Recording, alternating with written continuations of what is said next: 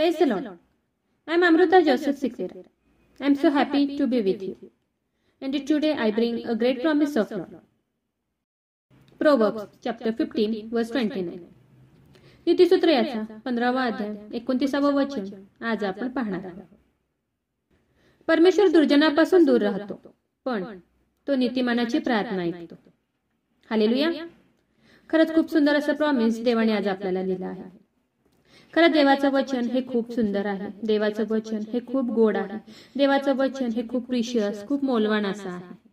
खरं ज्यावेळेस आपण आपल्या फॅमिलीसाठी किंवा बाहेरच्या एखाद्या व्यक्तीसाठी खूप विश्वासाने देवाकडे प्रार्थना करतो, मध्यस्थीची प्रार्थना करतो, तेव्हा देव आपली प्रार्थना ऐकतो.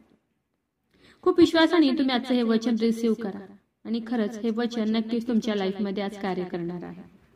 आज जर तुम्ही तुमच्या फॅमिलीमध्ये एकटेच विश्वासात आहात, खूप प्रार्थनेमध्ये आहात, तर तुमच्यामुळे तुमच्या फॅमिलीला खूप मोठं प्रोटेक्शन आहे, संरक्षण आहे. तुमच्या प्रार्थनेमुळे, तुमच्या विश्वासामुळे, तुम्ही देवामध्ये असल्यामुळे तुमच्या फॅमिलीपर्यंत कोणतंही संकट, अरिष्ट, व्याधी येणार नाही, कारण तुम्ही विश्वास आहात, देवाच्या जवळ आहात. आणि म्हणूनच तुमची मध्यस्थीची प्रार्थना देवापर्यंत पोहोचते, देव ती प्रार्थना ऐकतो. म्हणून तुम्ही तुमच्या फॅमिलीसाठी केलेली प्रार्थना, तुमच्या मुलाबाळांसाठी केलेली प्रार्थना किंवा बाहेरच्या एखाद्या व्यक्तीसाठी खूप विश्वासाने केलेली प्रार्थना देव ऐकतो, कारण तुम्ही विश्वासात आहात आणि देवाच्या जवळ आहात. खूप सुंदर असं वचन आज आपण पाहणार आहोत आणि माझा विश्वास आहे की या वचनाद्वारे नक्कीच आज तुम्ही खूप खूप आशीर्वादित होणार आहे. तुमची फॅमिली सुद्धा आज खूप खूप आशीर्वादित होणार आहे. आपण उत्पत्तीच्या पुस्तकात पाहतो की लोट हा सदोम गमोरा नगरात राहत होता.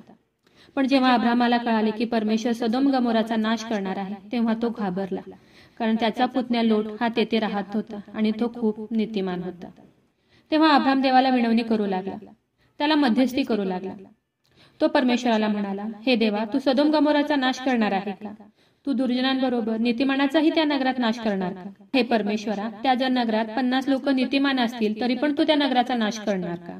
त्या जर नगरात 40 लोक धार्मिक असतील तरी सुद्धा तू त्या नगराचा नाश करणार का?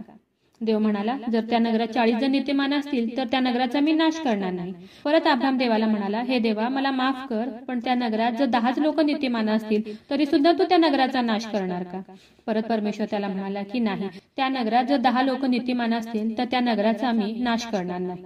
असं म्हणून अब्राम देवाकडे मध्यस्थी करू लागला. आणि खरंच ज्यावेळेस परमेश्वर त्या नगराचा नाश करणार होता, त्यावेळेस देवदूताने लोटाचा हात पकडून, त्याच्या फॅमिलीचा हात पकडून त्याला तिथून बाहेर काढले. कारण अब्रामाने परमेश्वराकडे लोटासाठी मध्यस्थी केली होती, विनवणी केली होती, प्रार्थना केली होती. आणि आपण पुढे पाहतो की उत्पत्ती याचा 19वा अध्याय 29व्या वचनात आपण पाहतो की ह्या प्रकारे देवाने त्या नगराचा नाश केला. त्यावेळेस देवाने अब्रामाची आठवण केली. वचन काय सांगते की त्यावेळेस देवाने अब्रामाची आठवण केली. लोट राहत होता त्या नगराचा नाश करते वेळी लोटाला त्या नाशातून वाचवले. हालेलुया. खरं ज्यावेळेस आपण एखाद्यासाठी प्रार्थना करतो, मध्यस्थीची प्रार्थना करतो, एखाद्यासाठी जेव्हा आपण कळकळून प्रार्थना करून विनंती करतो, त्यावेळेस खरंच देव आपली प्रार्थना ऐकतो. म्हणून आज खूप विश्वासाने तुम्ही देवाचं हे वचन रिसीव्ह करा. अब्रामाच्या प्रार्थनेमुळे लोटाचा नाश झाला नाही. तसंच आज तुम्ही जर तुमच्या फॅमिलीसाठी प्रार्थना करत असाल, तुमच्या मुलाबाळांसाठी प्रार्थना करत असाल किंवा एखाद्या बाहेरच्या व्यक्तीसाठी प्रार्थना करत असाल, मध्यस्थीची प्रार्थना करत असाल, देवाला विनवणी करत असाल, तर नक्कीच आज देव तुमची प्रार्थना ऐकेल. तुम्हाला नक्कीच तुमच्या प्रार्थनेचं उत्तर देईल. देवाचं वचन काय सांगतं? नीतिसूत्र याचा 15वा अध्याय 29व्या वचनात आपण पाहतो की देवाचं वचन सांगते की परमेश्वर दुर्जनापासून दूर राहतो, पण तो नीतिमानाची प्रार्थना ऐकतो. हालेलुया. आज तुम्ही तुमच्या फॅमिलीमध्ये एकटेच प्रार्थनेमध्ये आहात, विश्वासात आहात, देवाला मध्यस्थी करत आहात, तुमच्या फॅमिलीसाठी प्रार्थना करत आहात, विनंती करत आहात, तर विश्वास ठेवा की देव नीतिमानाची प्रार्थना ऐकतो. तुमच्या नीतीमुळे, तुमच्या प्रार्थनेमुळे देव आज नक्कीच त्यांचे संरक्षण करेल, प्रोटेक्शन करेल, कारण नीतिमानाची प्रार्थना परमेश्वर ऐकतो. तर चला देवाच्या वचनावर विश्वास ठेवूया, त्याच्या ह्या वचनाला क्लेम करूया. नक्कीच ह्या वचनाद्वारे देव तुम्हाला खूप खूप आशीर्वादित करो. खूप जणांना देवाच्या ह्या जिवंत वचनाची गरज आहे. खूप जणांपर्यंत तुम्ही देवाचे हे जिवंत वचन शेअर करा. देव तुम्हाला खूप खूप आशीर्वादित करो. शाल वी प्रे? हालेलुया, स्तुतीस पात्र, स्तुतीस योग्य देवा, धन्यवाद देते. हात उंच करून तुझी स्तुती, तुझं गौरव करते ईश्वराजा.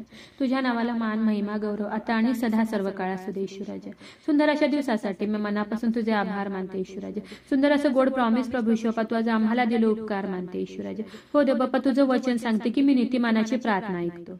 हो देव बाप्पा, हो ईश्वराजा, जेवढ्याने तुझं आजचं हे वचन ऐकलंय प्रभू ईश्वरा, तुझ्या वचनावर विश्वास ठेवलाय प्रभू ईश्वरा, जे तुझ्या वचनाला क्लेम करत आहे देव बाप्पा, या प्रार्थनेमध्ये मध्यस्थी करत आहेत प्रभू ईश्वरा, कोणासाठी देव बाप्पा हे जर प्रार्थना करत आहेत प्रभू ईश्वरा, आज देव बाप्पा तू त्यांची प्रार्थना ऐक ईश्वराजा आणि त्यांना त्यांच्या प्रार्थनेचं उत्तर दे, त्यांना त्यांच्या आज मध्यस्थीचं उत्तर दे प्रभू ईश्वर बाप्पा. हो ईश्वराजा, खरंच प्रभू ईश्वर बाप्पा, तुझं वचन सुंदर आहे, तुझं वचन हे विश्वास योग्य आहे प्रभू ईश्वर बाप्पा. हो देव बाप्पा, त्यांनी तुझ्या वचनावर विश्वास ठेवलाय प्रभू ईश्वर बाप्पा, आज तू त्यांना आशीर्वादित कर प्रभू ईश्वर बाप्पा. माझा विश्वास आहे ईश्वराजा, तू माझी प्रार्थना ऐकलेली. आग्रहाची विनंती करत आहे प्रभू ईश्वर, जेवढ्या प्रेयर रिक्वेस्ट आले तुझ्या हातात देते, प्रत्येकाची प्रत्येक गरज नासरेत कर येशू, तुझ्या नावात तू पूर्ण कर.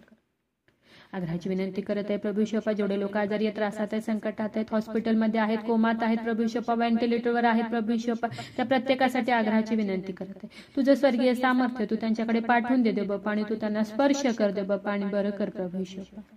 आग्रहाची विनंती करत आहे प्रभू ईश्वर, जेवढ्याने तुझं आजचं वचन ऐकलंय प्रभू ईश्वर, तुझ्या वचनावर विश्वास ठेवलाय, ह्या प्रार्थनेमध्ये तुला हाक मारत आहेत, ओरडत आहेत प्रभू ईश्वर, तुझ्या चरणाजवळ लीन नम्र झालेत, तुझ्या जिवंत वचनावर ज्यांनी विश्वास ठेवलाय प्रभू ईश्वर, हो देव बाप्पा, त्या प्रत्येकासाठी आग्रहाची विनंती करत आहे प्रभू ईश्वर, त्यांच्या शरीरामध्ये असलेल्या सर्व रोगांना मी नासरेतकर येशू ख्रिस्ताच्या नावात आज्ञा करत आहे, कमांड करत आहे. शरीरातील सर्व आजार, दुखणं, व्याधी, रोग ह्या क्षणी नासरेतकर येशूच्या नावात आता ह्या क्षणी निघून जाऊ दे.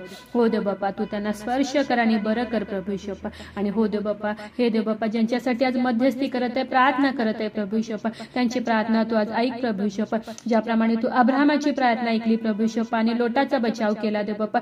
आणि हो ईश्वराजा, आज प्रभू ईश्वर या प्रार्थनेमध्ये हे ज्यांच्यासाठी मध्यस्थी करत आहेत, प्रार्थना करत आहे प्रभू ईश्वर, त्यांची प्रार्थना ऐक प्रभू ईश्वर, आणि यांना यांच्या प्रार्थनेचं उत्तर दे प्रभू ईश्वर. माझा विश्वास आहे ईश्वराजा, तू माझी प्रार्थना ऐकलेली. I pray in the name of Jesus. Amen.